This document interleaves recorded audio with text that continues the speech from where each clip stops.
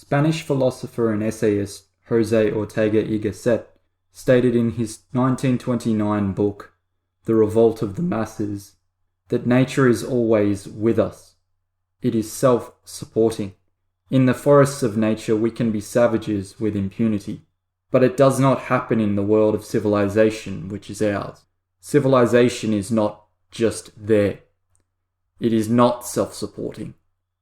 If you want to make use of the advantages of civilization, but are not prepared to concern yourself with the upholding of civilization, you are done. Primarily, the main takeaway from Ortega's book here is the expression of the dialectic of the mass man and the specialist. Ortega asserts that who he calls the average mass man believes that the civilization into which he was born and which he makes use of is as spontaneous and self-producing as nature, and ipso facto he is changed into primitive man. For the internal barbarian, there is a fascination with the complete disruption of society as it currently is, and a desire to instigate revolution.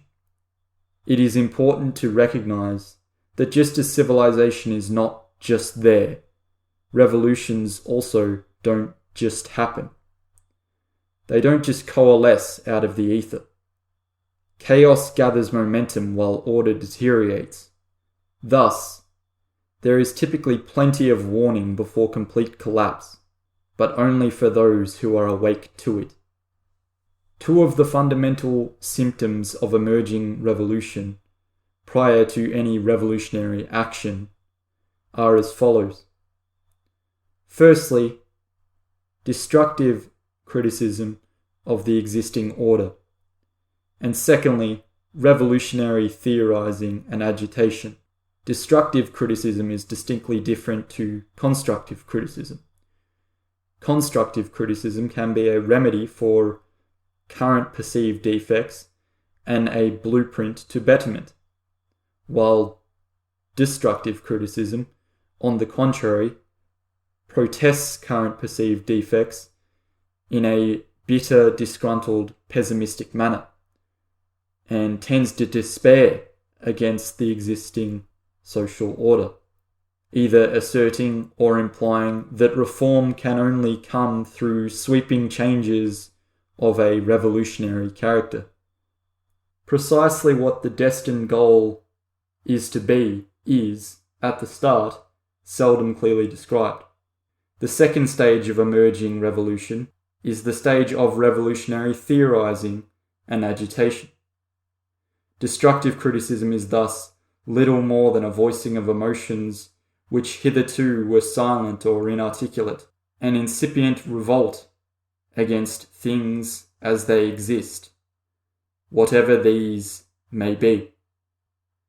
A fundamental aspect of destructive criticism is its glorification of the primitive. Long before it elaborates specific revolutionary doctrines and methods, it blends with its condemnation of the present, an idolization of what it conceives to have been the past. Civilization is assumed to have either begun wrong or to have taken a wrong turning at some point comparatively early in its stages of development. However, when Ortega uses the term mass man, it is not to be specifically understood as workers. It does not indicate a social class, but a kind of man to be found today in all social classes, who consequently represents our age, in which he is the predominant ruling power. Another way to describe it is the man who best demonstrates the current zeitgeist, or spirit of the age. Many of the principles on which the civilized world is based, which ought to be maintained, simply do not exist for the average man of today. He has no genuine curiosity in the basic cultural values of the West, has little to no solidarity with them, and is not prepared to place himself at their service. Ortega stresses that the disproportion between the complex subtlety of the problems that our society faces and the minds that should study them constitutes the basic tragedy of our civilization. Simply put, the average man no longer has the necessary intellect or even interest to be equal to the problems at hand. Those who are equal to the task are few and far between. Historical knowledge is paramount for the preservation and continuation of civilization. Yet even supposed cultured and educated people of today suffer from an ignorance of history because they have only ever been told the critical theory version of it and fully subscribe to it. Moreover, the mass man profits immensely from the advancement of science in areas such as technology, medicine, industry, machinery, etc. But he hasn't the faintest clue how many of the objects he relies upon so much came to be, or much less has authentic gratitude for them. The mass man is the one who feels the sense of self-entitlement and seems to overestimate his ability, somewhat like a spoiled child. It is only in periods of relative prosperity that one can behave in this manner, and regrettably is usually permitted to do so. The average modern man of the West is a shadow of his former self. In relation to the complex civilization that he was born into, and in comparison to the minds and inventions that have existed before him, he is somewhat a common man, because he is not particularly civilized, nor is he particularly cultured. It is not the case that he simply couldn't show any interest in science because all of his time was taken up by his interest in philosophy, art, or theology. No such interests exist for the mass man. For him, if it is not popular, it is hardly worth knowing. Thus, it is the intellectual and cultured minority, or vanguard, who are quite possibly the true bastions of civilization. Without a vanguard, nothing would ever be achieved.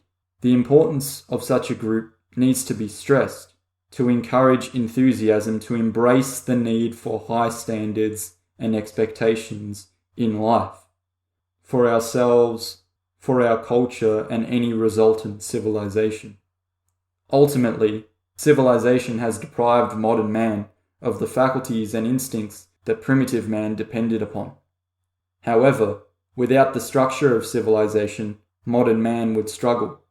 Modern man is now so reliant on technological aids that he would have no chance of surviving comfortably without them, or even surviving at all. The technical, man-made, artificial system itself is indispensable, yet no individual within the system is indispensable. Just like a beehive or anthill, the relentless desire for what German writer Hans Zehrer called functionality without friction is what weakens individuality. If an individual worker is unwilling to comply and unwilling to lose their individuality, then they can easily be replaced by the next worker who is fresh off of the assembly line. Christianity presented the reality of the individual placed before God. Whilst individual personality existed widely, the Christian God was to be recognized as supreme. The collective body of the masses, however, now presents itself as the reality. The masses have replaced God. The new gospel is public opinion. Technology and the masses are now virtually inseparable, one enormous collective body, one humanity into which the West, as the dominant civilization, has imbued its daring Faustian spirit. Now humanity feels it is on an inevitable linear line of progression to an improved world and is wholly convinced by this idea. Obviously, the total unification of technology and the masses could only be realized through hierarchy and forced global effort. hence the proposed merging of man with technology as the elite class of society, and those who share their globalist ideology will eventually seek to be post-human as part of the final act of Faustian civilization. The Russian philosopher Vladimir Solovyov wrote that notably accelerated progress is always a sign that the end is near. It is no wonder that the modern liberal doubles down so incessantly on their ideology and pushes back harder in the face of any suggestion that they might be wrong. The contradictions in liberalism are mounting up, and therefore so is the desperate defense of the ideology. Today's man is a specialist. He is a professional or expert who is narrow in the breadth of his ability and focus, but exceptional in the depth of his focus. This allows him to make extraordinarily specific discoveries about his field of expertise and prosper immensely by channeling his effort and attention down to the most minute of details. This level of focus is certainly highly valuable for the advancement of civilization in fields such as science, engineering, and medicine, among others. But such concentration can lead to neglect and thus the development of weaknesses in other areas. Conversely, the generalist, also known as a polymath or Renaissance man, of which there is a rarity nowadays, is wide in the breadth of his ability and focus, but also has considerable capacity for depth within areas of interest, given that many generalists have been prominent figures throughout history and can possess a certain level of genius. Generalists provide the bones to which specialists add the flesh. Both are important, and one can't exist without the other. However, imagine an idea without an original philosophy to provide it with clarity. Imagine a body without a skeletal system for fundamental structural solidity. What would these things be? They would be nothing much more than fanciful and incapacitated. The specialist of today is solely focused on what they, quote, know. Hence the specialist is unbalanced and seems to have lost touch with the importance of having a wide range of skills, ability, and knowledge. The polymath is a cultured man and views breadth of knowledge as not only something of importance, but something of necessity. Specialists of today can overestimate their ability in areas outside of their specific focus, due to an aura of self-assurance or even arrogance about what they know, which somehow transfers over into other fields. As Ortega asserts, the specialist knows very well his own tiny corner of the universe, yet he is radically ignorant of all the rest. Because of a lack of breadth in knowledge, the specialist who takes on many mass man characteristics will have thoughts and ideas that he deems original, yet it is very rare for an idea to be truly original. German Johann Wolfgang von Goethe was a prominent polymath throughout the latter part of the 18th century and influenced many 19th century writers and thinkers, and a famous quote of his is as follows: "Ignorant men raise questions that wise men answered 1,000 years ago."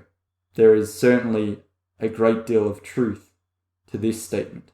However, classical Greek philosopher Socrates said, "The only true wisdom is knowing you know nothing." What can make the specialist appear ignorant is not only a neglect for such wisdom, but a certain level of self-satisfaction within his limitations. The average man of today is content to know what he knows, and deems anything outside of this as less important to himself. He leaves what he doesn't understand to another expert and takes their word as gospel, quite often with little thought afterwards, or extra research to clarify or verify what he has been told. His excuse for this is usually something along the lines of not having the time to research, or just not caring, and yet he is quite happy to waste the time he does have on less productive forms of entertainment. If you care enough about something, you will make time available for it.